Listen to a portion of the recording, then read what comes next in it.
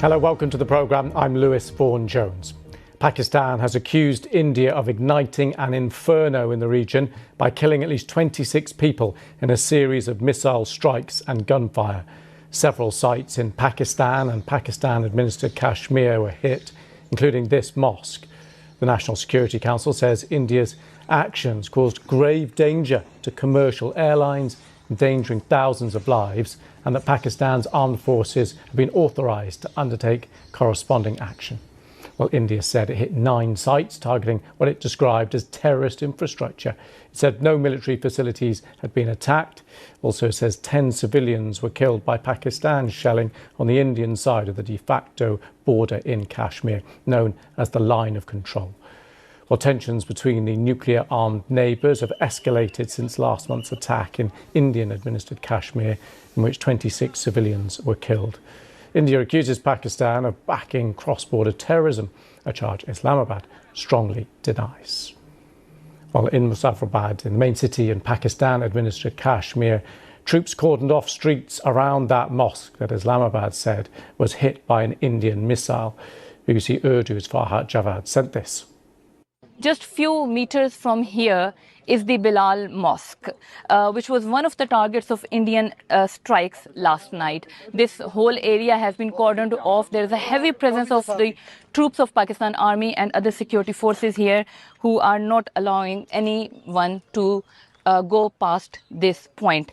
The building of the mosque has been completely damaged. We can see debris and large fragments of metal rooftops scattered everywhere. You can see one metal piece here as well. And these are the scenes that we have seen almost everywhere. Not only the building of this mosque was damaged, but some of the houses which were very close to the mosque, they are also partially damaged. Most of the residents, they had left last night. Some of them had managed to come back today to assess the damages to their properties and also lock their doors. I have spoken to some of them who say that they were fast asleep when they heard explosions and they saw huge sparks of light when the missiles struck this building.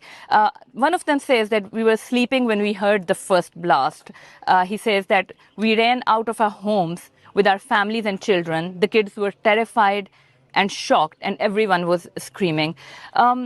He says, another resident I have spoken with, he says that the streets were filled with people fleeing in fear and unsure of what was happening. A sense of fear, uncertainty and trauma is not limited to this part only. But as we walk through the city, we can see that the impact of this attack is on everyday life is quite visible. Streets are quiet, but atmosphere is quite tense and people are trying to make sense of what happened last night. Thanks to Farhat for that. Well, India says the missile strikes are in response to a deadly attack on Indian tourists in Pahalgam last month. The whole country is happy that we took revenge. Our country gave a befitting reply to those who killed innocent people. Our enemy countries should get this message. We have information from every corner, and if we have to take more such action in the future, we will do so with more strength. Well, our correspondent Samira Hussain is in Delhi. She told us more about the response from the Indian government so far.